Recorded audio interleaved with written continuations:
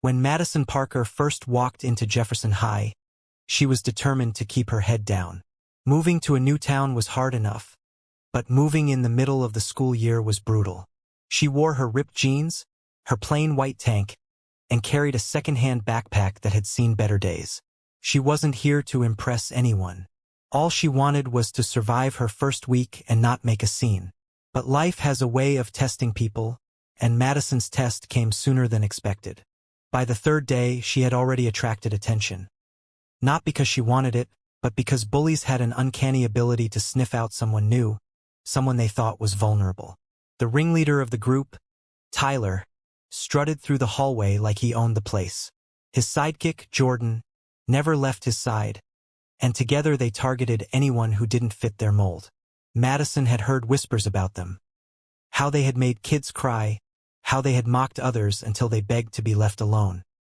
She thought if she stayed invisible, maybe they would leave her alone too.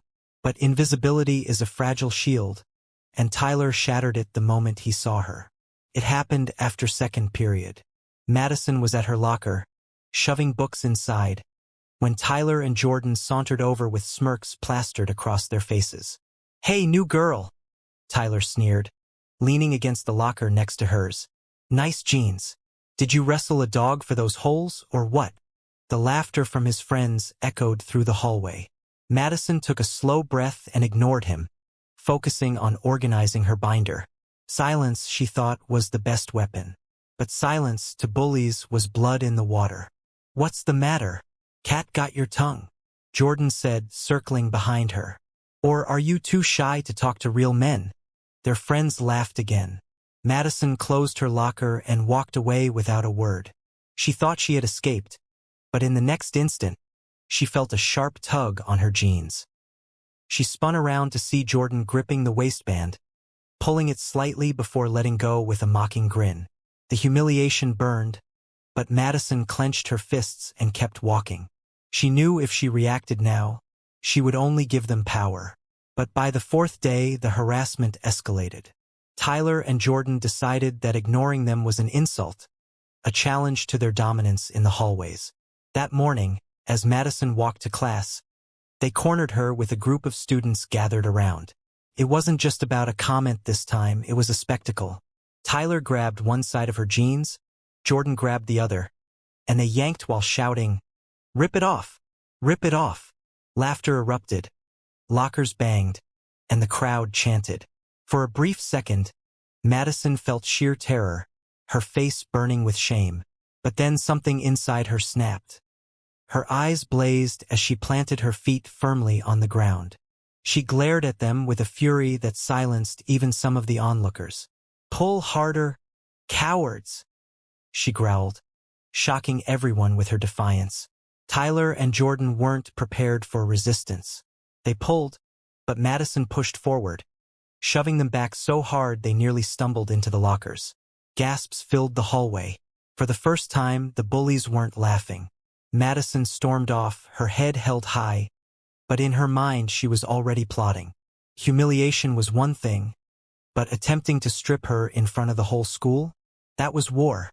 That night, Madison sat in her room replaying the scene over and over. Her parents had taught her not to fight, not to stoop to the level of cruelty, but Madison realized something critical. Fighting back didn't always mean using fists.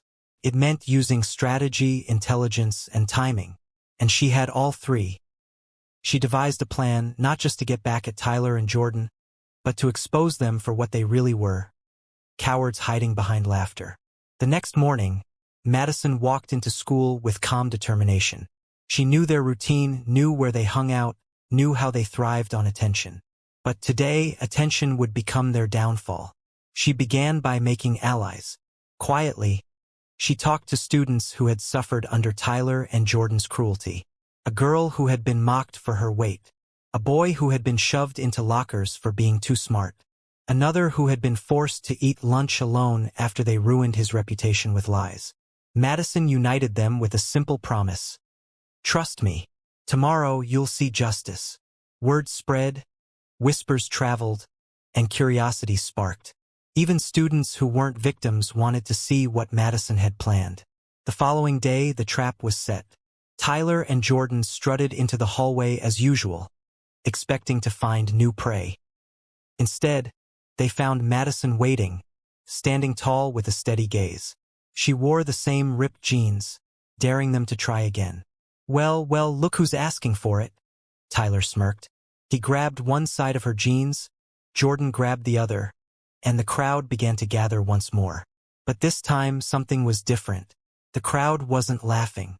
They were silent, eyes sharp, phones raised, recording every second. Madison leaned forward, her voice cutting through the tension. Do it. Show everyone what kind of cowards you really are. Tyler hesitated. The silence was unnerving. Jordan glanced around nervously at the sea of cameras pointed at them. Suddenly, the power shifted. They realized too late that the entire school was watching, not as an audience of laughter, but as witnesses. Still, Tyler yanked once, desperate to maintain control, but Madison shoved him back so hard he stumbled and fell against the lockers. Gasps turned into cheers. Students clapped, shouted, and surrounded Madison like a shield. Tyler scrambled to his feet, red-faced, but the chants of coward, filled the air. For the first time, the bullies were the ones humiliated. But Madison wasn't done. She stepped forward, voice rising so everyone could hear. These two thought they could strip me of my dignity. But dignity isn't something you can rip off. It's something you either have or you don't. And clearly, they never had it. The hallway erupted in applause. Phones uploaded the footage within minutes. By lunchtime, the video had spread through the entire school, and by evening it was viral online. Madison's act of defiance was celebrated, while Tyler and Jordan became infamous for their failed stunt. Their parents were called, the principal issued punishments, and their reign of terror crumbled overnight.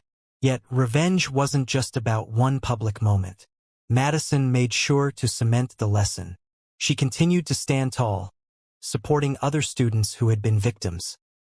She became a leader, someone others looked up to. Every time Tyler or Jordan walked through the hallway, heads turned, but not in admiration.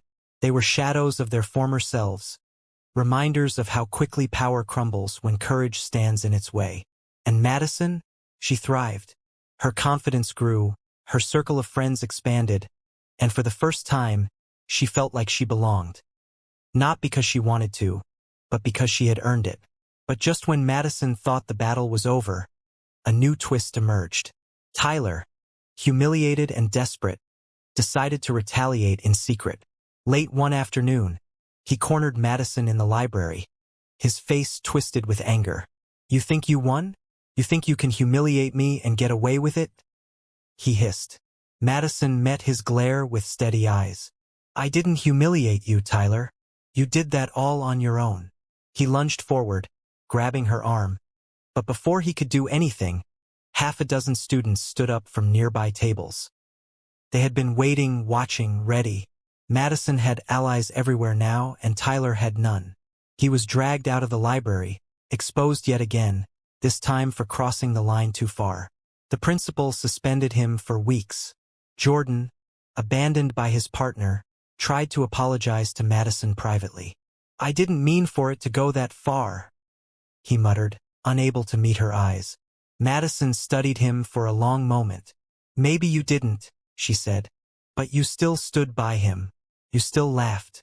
You still pulled. That makes you just as guilty." Her words cut deeper than any punishment, and Jordan knew it. From then on, he kept his head down, avoiding her gaze, avoiding the crowd, a shadow of the boy who once laughed the loudest. Madison's revenge wasn't about violence. It wasn't about lowering herself to their level. It was about turning the mirror around, forcing them to see their ugliness reflected back at them, and making sure everyone else saw it too. She had transformed from the quiet new girl into a force the entire school respected. No one dared to mess with her, not because they feared her fists, but because they feared her courage and her unwavering strength. And so, Madison Parker's story spread beyond the walls of Jefferson High.